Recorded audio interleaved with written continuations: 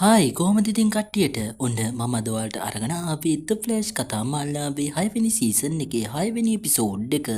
ඉතින් ඔයා තාමත් කලින් එපිසෝඩ් නොබලපු කෙනෙක් නම් ඒ එපිසෝඩ් ටිකත් බලලම අද එපිසෝඩ් එකත් එක්ක එකතු වෙන්න. ඒ වගේම ඔයා අපේ channel එක subscribe නොකරපු කෙනෙක් නම් channel එක subscribe කරන්න වගේම මේ වීඩියෝ එකට like එකක් දාන්නත් අමතක කරන්න එපා. එhmenan ඉතින් අපි යමු අද එපිසෝඩ් එකට. And even when you feel low, you can still go. Even when you feel slow, you can still go. Even when there's no hope, you can still go. I never answer to no, man, I still go. Go, go, go, go, go, go, go, go, go, go, go, go, go, go, go, go. අද episode එක පටන් ගන්නේ කලින් episode එකේ අවසානයේට නෑෂ් කිව්ව විදියටම flash team එකේ අය අර ටනල් එකට එන දර්ශනයකින් නෑෂ් ෆ්ලෑෂ් ටීම් එකේ අයට කියනවා මම බොරුකාරයෙක්ගේ පස්සෙන් පන්නන ගමනුයි ඉන්නේ. මිනිහා එයාටම දෙවියෙක් කියාගෙන එක එක පෘථුවීන් වලට ගිහින් බය පතුරවන එකයි කරන්නේ. ඔව් ඉතින් මම මේ කතා කරන්නේ මානෝ ඌ එහෙම නැත්තම් ඔයාලා මොනිටර් කියලා හඳුන්වන කෙනාව.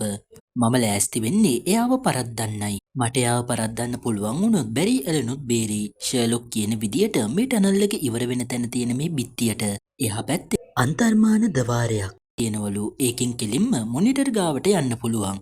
ඉතින් බැරි මේ වෙලාවේ උත්සාහ කරනවා මේ බිත්තිය හරහා යන්න. ඒත් බැරිට බිත්තිය හරහා යන්න පුළුවන් වෙන්නේ නැහැ. ඒකට හේතුව එටර්නියම් කියන දේ. එකතු කළලු මේ බිත්තිය හදලා තින්නේ. ඒ නිසා තමයි බැරිට මේ බිත්තිය හරහා යන්න බැරි වගේම මේ බිත්තිය කඩන්නත් බැරි. එක ක්‍රමයක් පාවිච්චි කරලා බිත්තියේ තියෙන එටර්නියම් වෙන් කරලා අඳුනගෙන සාමාන්‍ය ගල් අඳුනගෙන ඒව කඩ බිත්තිය අයින් කරන්න පුළුවන් කියලා කියනවා. ඊළඟට අපිට පෙන්වන්නේ චෙස්ටර්ව.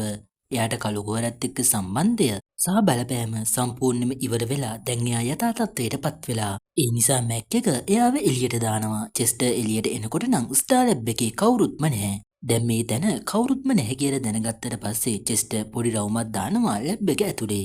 ඉතින් ලැබ් එක ඇතුලේ තියෙන දේවල් දැක්කට පස්සේ චෙස්ටර්ට පිස්සු හැදුනේ නැති ටික විතරයි. මොකද මෙතන තියෙන බිලියන ගණනක් වටින තාක්ෂණික දේවල් දැකලා චෙස්ටර් ඒවට සෑහෙන්න කැමති වෙලා. හැබැයි ඉතින් ඒ සතුට වැඩි වෙලාවක් තියෙන්නේ නැහැ.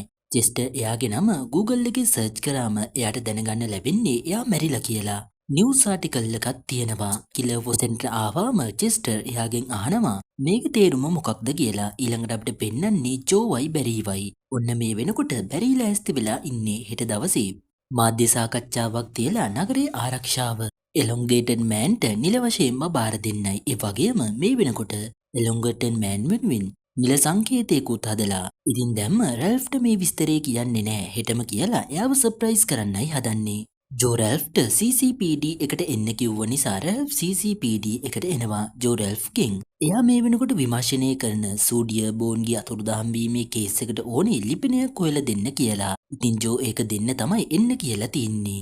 ඉතින් මේ ලිපිනේ ගත්තු ගමන් රැල්ෆ් ඒ ලිපිනේ හොයාගෙන යන්න හදනවා. බැරි අහනවා ඔයා හෙට ආයෙත් එනම නේද කියලා. ඔව් මොකද හෙට තමයි මාධ්‍ය සාකච්ඡාව තියෙන්නේ. ඉතින් ඒක සම්පූර්ණ වෙන්න රැල්ෆ් ඕනේනේ. ඒත් රැල්ෆ් කියනවා ෂුවර් නැහැ කියලා. ඉතින් බැරි කියනවා එහෙමනම් මමත් එන්නම්. අපි දෙන්නම එකතු වෙලා ඉක්මනටම ඔය කේස් එක විසඳමු කියලා. ඉතින් දෙන්නම අදාළ ලිපිනේට එනවා. ඉතින් මේ දෙන්න එන්නේ ධනවත් අයගේ ලොකු වෙන්දේසියකට. ඉතින් සූගේ අතුරුදහන් වීමට මේ තැන සම්බන්ධ වෙන්නේ කොහොමද කියලා කිව්වොත් රැල්ෆ් කියනවා සූ අතුරුදහන් වෙන්න කලින් විශේෂයෙන්ම එයාට ඩිසයින් කරපු මෙන්න මේ ඇඳුම ඇඳගෙන ඉඳලා තියෙනවා. ඉතින් මීට දවස් 3කට කලින් මේ හරියේදී ගත්ත පින්තූරයක ඒ ඇඳුමම සටහන් වෙලා තියෙනවා. ඉතින් බොහෝ දුරට මේ හරිය සූ ඉන්න පුළුවන්. එහෙම නැත්තම් එයාව දන්න කියන කෙනෙක් හරි මේ ඇති කියලා රැල්ෆ් හිතනවා. බැරි රැල්ෆ් දෙන්නම ටයිකෝට් එක්ක පිළිවෙලට ලෑස්ති වෙලා මේ වෙන්දේසි සාදයට සම්බන්ධ වෙනවා. රැල්ෆ් නම් සුපිරි රහස් පරීක්ෂකයෙක් වගේ ටයි එකේ කැමරාවක් පවා හයි කරගෙනයි ඉන්නේ. රැල්ෆ් බැරිට කියනවා අපිට සූ ගැන විස්තරයක් දැනගන්න පුළුවන් මේ පාටි එකේ සංවිධානය කෙනාව හම්බ වුණොත්. බොහෝ දුරට එයා VIP රූම් එකේ ඇති. ඒත් ඉතින් මේ VIP අයින රූම් එකට යන්න නම් විශේෂ ටිකට් එකක් ඕනේ. රැල්ෆ් එයා බිස්නස්මෙන් කෙනෙක් කියලා එක ගෑනු කෙනෙක් එක්ක කතාවට වැටෙනවා. බැරිත් උත්සාහ කරනවා මේ ගෑනු කෙනාගෙන් පාටි කරන්න කවුද කියලා දැනගන්න. ඒත් ඉතින් බැරිගේ කතාවෙන් මේ ගෑනු කෙනාට තේරෙනවා මේ දෙන්න ආරාධනාවක් නැතුව මෙතෙන්ට ආපු අය කියලා. කොහොම වුණත් ඉතින් මේ ගෑනු කෙනත් එක්ක කතා කරන අතරතුරේ රැල්ෆ් සමත් වෙනවා මේ ගෑනු කෙනාගේ VIP ටිකට් එක ගන්න. ඇලෙක්ඩා සිටිසන් ඔෆිස් එකට එනකොට අපේ නෑෂ් අයියා UV ලයිට් එකක් හොයන ගමනු ඉන්නේ ඇලෙග්‍ර හිතාගෙන ඉන්නේ මේ කාලයකට කලින් මැරුණු මේ නගරේ ජීවත් වුණු ප්‍රසිද්ධ විද්‍යාඥයෙක් වුණු ඩොක්ටර් වීල්ස් කියලයි. ඉතින් ඔයා කවුද කොහොමද ඔයා තාමත් ජීවත් වෙන්නේ කියලා ඇලෙග්‍රමයාගෙන් ඇහුවාම අපේ බහුභූත අංකල්කාරයා දෙපාරක් හිතන්නේ නැතුව ඔහි කියලා දානවා මම. ඔයා හිතන් ඩොක්ටර් වීල්ස් නෙමෙයි එයාගේ ඩොපගැන්නර් එකක් කියලා. මේ වෙලාවේ නෑෂ්ට එයාගේ අතේ තියෙන ඩිවයිස් එකෙන් පෙන්නනවා මේ ඉන්න කෙල්ල මෙටා කෙනෙක් කියලා වගේම එයා හොයන UV කිරණ මෙයාගේ බලය කියලා. ඉතින් නෑෂ් ඇලෙග්‍රගෙන් උදව් ඉල්ලනවා ඔයා මගේ වැඩේට උදව් කරොත් ඔයාට මල්ටිවර්ස් එක ගැන ඩොපගැන්නර්ල ගැන ඇතුළු ඔයා දැනගන්න ආසාවෙන් ඉන්න විස්තර හැම එකක්ම කියන්නම් කියලා. මේ වෙනකොට ලෝකයා හිතාගෙන ඉන්නේ චෙස්ටර් මැරුණා කියලානේ. ඉතින් මේ ප්‍රශ්නේ විසඳලා ආයෙත් එයාට සාමාන්‍ය විදියට ඉන්න අවශ්‍ය වටපිටාව සිසිල් හදලා දෙනවා. සිසිල්ට තේරෙනවා චෙස්ටර් දැන්ටත් මොකක් හරි දෙයක් ගැන පද වෙන ගමන් ඉන්නේ කියලා. ඉතින් සිසිල් කියනවා මම ඔයාට උදව් කරන්නම්. ඔයාගේ ප්‍රශ්නේ මට කියන්න කියලා. ඉතින් චෙස්ටර් එයාගේ ප්‍රශ්නේ මොකද්ද කියලා සිසිල්ට කියන්න යන්නේ නැහැ. ඊට පස්සේ සිසිල් එයා මෙටා කෙනෙක් කියලා වගේම එයාට තියෙන බලය ගැනත් කියලා. මම දන්නවා ඔයා කැමැත්තෙන් ඉන්න නැටලි කියන ගෑනු ළමයා එක්ක කතා කරන්න ඕන වෙලා ඉන්නේ. ඉතින් ඔයාකට බයයිනේ මම ඔයාට උදව් කරන්නම් කියලා කියනවා. ඉතින් චෙස්ටර් ඒ අදහසට කැමති වෙනවා. බැරි රැල්ෆ්වි දෙන්න එයාලා ගත්තු ටිකට් එක පාවිච්චි කරලා VIP මෙම්බර්ස්ලා ඉන්න රූම් එකට එනවා. ඉතින් මේ දෙන්නව මීට කලින් දැකලා නැති නිසා මේ පාටි එකට කරන කෙනා මේ දෙන්නත් එක්ක පොඩ්ඩක් ඇවිල්ලා කතා කරනවා. ඉතින් බැරි දෙපාරක් හිතන්නේ නැතුව මූණටම මෙයාගෙන් අහනවා ඔයා සූ කියලා කෙනෙක්ව දන්නවද? ඉතින් හොස්ට් කියනවා ඔව් එහෙම කෙනෙක්ව නම් දන්නවා. හැබැයි එයා පහුගිය මාස 6 පුරාවටම මෙහෙට ආවේ නැහැ කියලා. ඊළඟට බැරි අහනවා වැරදිලාවත් එයාගේ නම අමුත්තංග ලිස්ට් එකේ තිබුණද කියලා. ඊට පස්සේ මේ කරන කෙනා අහනවා දැන් ඔයා මට කියන්නේ අමුත්තංග ලිස්ට් එක පරීක්ෂා කරන්න කියලාද?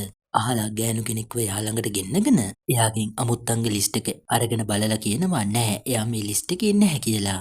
කොහොම හරි ඉතින් මෙයාට මෙතනින් නෝට් වෙනවා. ඒ ලිස්ට් එකේ සූඩිය බෝන් විතරක් නෙමෙයි මේ දෙන්නත් නැහැ කියලා. ඉතින් රැල්ෆ් ෂේප් කරනවා මෙයාව මේ වගේ බෙන්දේසියක් තියෙනකොට අපි ඒක මග අරින්නේ කොහොමද? ඉතින් ඒක තමයි අපි මෙතෙන්ට හොරෙන් හරි ආවේ කියලා. ඉතින් ලිස්ට් එක අරගෙන මෙතෙන්ට ආපු ගෑනු කෙනාගේ ඇඳුම සූ ඇඳගෙන හිටපු ඇඳුම වගේමයි. ඉතින් බැරි එයාගෙනුත් අහනවා ඔයාට ඔය ඇඳුම කොහෙන්ද කියලා. ඉතින් මේ ගෑනු කෙනා කියනවා මේක එයා ඩිසයින් කරගත් එකක් කියලා. ඔව් ඉතින් බැරි මෙතනදිත් එයාගේ පොලිස් පාට් තමයි මේ දාන්නේ. කරන කෙනා මෙතනින් යන ගමන් අර ගෑනු කෙනාට කියනවා මට අර දෙන්නව සැකයි ඒ නිසා ඇහැ ගහගෙන ඉන්න කියලා. එතකොට තමයි අපිට පෙන්වන්නේ මේ වෙනකොටත් මේ දෙන්න දිහා අල්ට්‍රාවයලට් බලාගෙන ඉන්නේ. ඉතින් රැල්ෆ් ටිකක් වටපිට හොයලා බලද්දී එයා දැනගන්නවටම අර ගෑනු කෙනා ඇඳගෙන හිටියේ සූගේ ඇඳුම නෙමෙයි ඒක ඩිසයින් කරපු කෙනාටම කියලා. ඒකෙම තවත් ඇඳුමක් කියලා. ඉතින් බැරි කියනවා පේන විදියට සූගෙන අපිට මෙතනින් ආරංචියක් ලැබෙන එකක් නැහැ. ඒ නිසා අපි මෙතනින් යමු කියලා. එතකොට රැල්ෆ් කියනවා බැරි මෙතන ලොකු අමුත්තක් තියෙනවා. මේ පාටියකට හෝස්ට් කරන කෙනා එයා මෙතෙන්ට කතා කරලා තියෙන්නේ සාමාන්‍ය අයට නෙමෙයි මත්ද්‍රව්‍ය ජාවාරම්කාරීන්ට අවිජාවාරම්කරුවන්ට සහ පහතාල ලෝකයට සම්බන්ධ විවිධ ජාවාරම්කරුවන්ට. ඇත්තම කිව්වොත් ඉතින් මෙතන තියෙන්නේ සාමාන්‍ය පාටියකක් නෙමෙයි අපරාධකාරීන් වෙනුවෙන් තියෙන විශේෂාදයක්. ඉතින් මේක ඇවුණු ගමන් බැරි කියනවා එහෙමනම් ඉතින් තවත් බලාගෙන ඉන්න මොකටද? මේ සූට් ඇඳගෙන අපි මෙතෙන්ට ඇවිල්ලා කට්ටියම අල්ලගමු කියලා.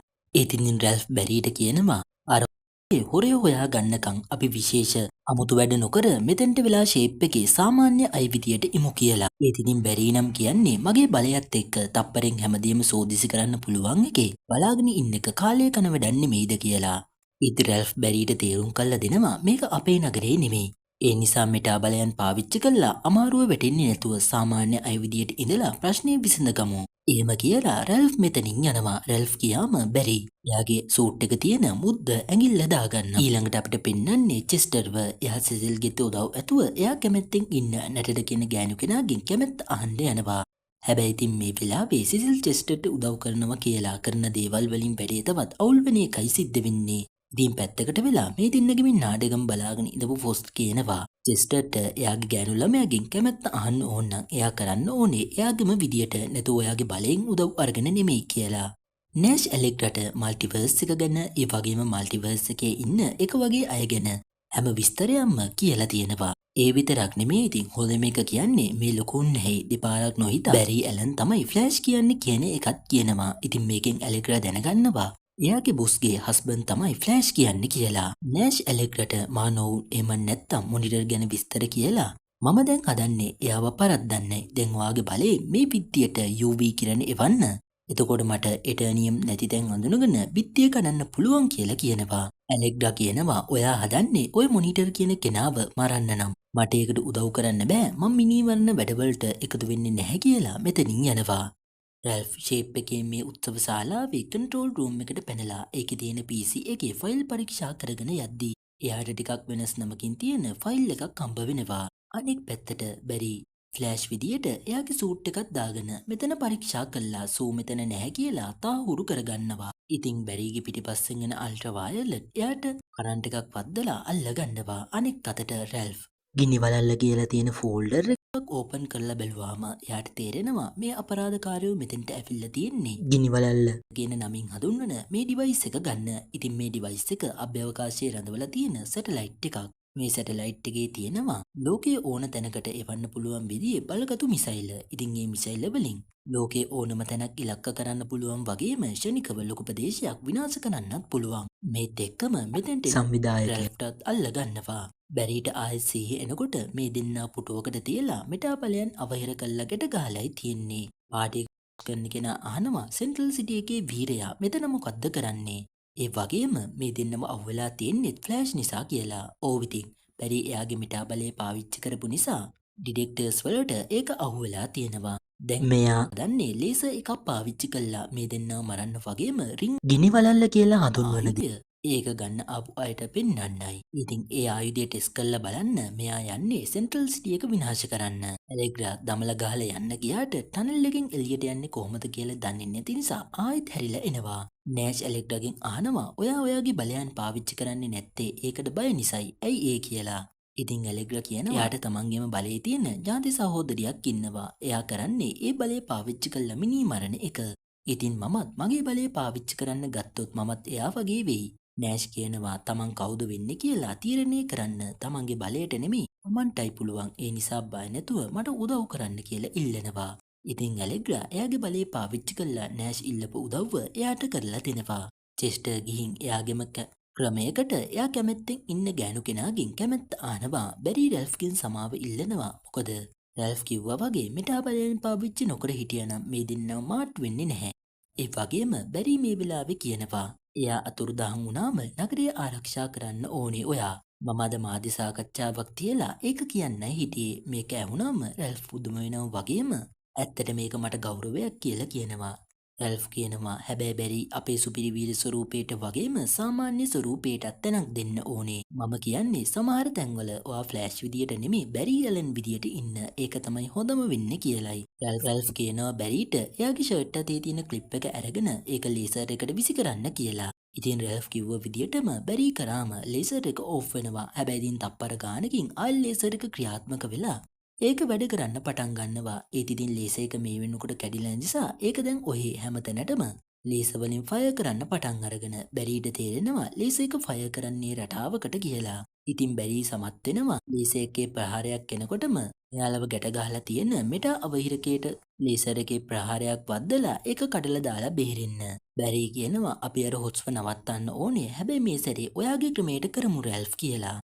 එයාගේ මිසයිල් පද්ධතිය ගැන වෙන්දේසියට ආපු අපරාධකාරීන්ට කියලා ටෙස්ට් රවුන්ඩ් එකක් පෙන්වන්න යනකොටම මෙතනට බැරි බීලා වගේ රංගපෑමක් කරගෙන එනවා. ඒ වෙලාව පාවිච්චි කළා රැල්ෆ් පිටිපස්සෙන් ගිහින් මිසයිල් ටික ඕෆ් කරලා දානවා. ඊළඟට බැරි අල්ට්‍රාවයල් එක්කත් රැල්ෆ් හොස්ට් අංකල් එක්කත් hand to hand ෆයිට් කරන්න පටන් ගන්නවා. එක වෙලාවකදී හොස්ට් සමත් වෙනවා රැල්ෆ් බිම දාලා ආයෙත් මිසයිල් එක ක්‍රියාත්මක කරවන්න. ඒක සෙන්ට්‍රල් සිටි එකට යන්න තව තප්පර 58යි තියෙන්නේ. ආයෙත් රැල්ෆ් එක්ක ෆයිට් කරන්න පටන් ගන්නකොට අල්ට්‍රාවයලට් බැරිට බිම වැටෙන්න පාරක් ගහන්න සමත් වෙනවා. බිම වැටුණු බැරි මේ වේදිකාව උඩ වටේ ආලෝකමත් වෙන්න තියෙන ලයිට් එකක් බිම දාලා ඒකට අල්ට්‍රාවයලට්ව යට කරන්න සමත් වෙනවා. අංකල් කාර්යය කරන්ට් එක පත්තනකොටම බැරි ඇවිල්ලා රැල්ෆ්ටත් උදව් කළා. කාර්යව බිම දානවා. අන්තිම තප්පරේදී රැල්ෆ් සමත් වෙනවා මිසයිල් පද්ධතිය අභ්‍යවකාශයේ තියෙද්දිම සම්පූර්ණයෙන්ම විනාශ කළා දාන්න. ආයෙත් බැරි රැල්ෆුයි දෙන්න සෙන්ට්‍රල් සිටි වලට එනවා. චෙස්ටර් එයා කැමැත්තෙන් ඉඳපු ගෑනු කෙනාගෙන් ඒ ගැන අහලා තියෙනවා. කොහොම හරි ඉතින් ඒ ගෑනු කෙනා බෑ කියලා කිව්වත් තමන්ගේ හිතේ තිබුණු දේ තනියම ගිහින් බය නැතුව කිව්ව නිසා දැන් චෙස්ටර් ඉන්නේ සැහැල්ලුවෙන්. සිසිලුන් මෙච්චර කාලයක් මෙටාහිමල්ල වෙනුවෙන් පෙනී ඉන්න නීතිඥවරයක් විදියට වැඩ කරනවා කියලා හිතුවත් තාමත් ඒක හරියට පටන් ගත්තේ නෑ. ඉතින් එයාගේ හිතේ තියෙන චකිතය අයින් කළා මෙටාහිමල්ල වෙනුවෙන් පෙනී ඉන්න නීතිඥවරයක් විදියට වැඩ කරන්න ලෑස්ති. නෑෂ් ඇලෙග්‍රව ආයෙත් ඔෆිස් එකට ගෙනල්ලා බස්සනවා. නෑෂ් ඇලෙග්‍ර දිහා බලන විදියෙන්ම තේරෙනවා ඇලෙග්‍ර දිහා බලද්දී එයාට වෙන කෙනෙක්ව මතක් වෙනවා කියලා. CCPD එකේ රැස්වීමේදී ෆ්ලෑෂ් නගරයේ ආරක්ෂකය විදියට රැල්ෆ් එහෙම නැත්නම් නගරයේ අය දන්න විදියට එලොන්ගේටඩ් මෑන්ව වේදිකාවට ගෙන්නලා එයාගේ සලකුණ පළඳවනවා. බැරි මයික් එක එලොන්ගේටඩ් මෑන්ට දීලා ගියාම එලොන්ගේටඩ් මෑන් කියනවා මම වගේ බලය ලැබෙන්න කලින් ඉඳලම නගරය ආරක්ෂා කරන්න කැමැත්තෙන් ඉඳපු කෙනෙක්. ඉතින් මම මගේ ගෙදර එහෙම නැත්නම් නගරය දිගටම ආරක්ෂා කරනවා කියලා පොරොන්දු වෙනවා. බැරි ආයෙත් සූට් එක අයින් කළා බැරි ඇලන් විදියටම මෙතෙන්ට ආවාම එලොන්ගේටඩ් මෑනුයි කැප්ටන් ජෝවෙට්ස් දෙන්න එකතු වෙලා CCPD එකේ CSI බැරීට වේදිකාවට කතා කළා එයාට ගෞරව පදක්කම ප්‍රදානය කරනවා. ඉතින් බැරි මේක බලාපොරොත්තු නොවුණු දෙයක් නිසා එයා ගොඩක් සර්ප්‍රයිස් වෙනවා. අද එපිසෝඩ් එකේ අවසානයේට රැල්ෆ් අයිරිස්ව මුණ ගැහිලා අල්ට්‍රාවයලට් ගැන විස්තර වගේක් දෙනවා. අයිරිස් ඒ ටිකත් අරගෙන මෙතනින් යන්න ගියාම ලේ රාක්ෂය රැම්සි රැල්ෆ්ගේ ළඟට ඇවිල්ලා අද ඔයා අපූරු කතාවක්නේ කරේ කියලා රැල්ෆ්ගේ ඇඟට කඩාගෙන පනිනකොට අද එපිසෝඩ් එකත් මෙතනින් ඉවර වෙනවා.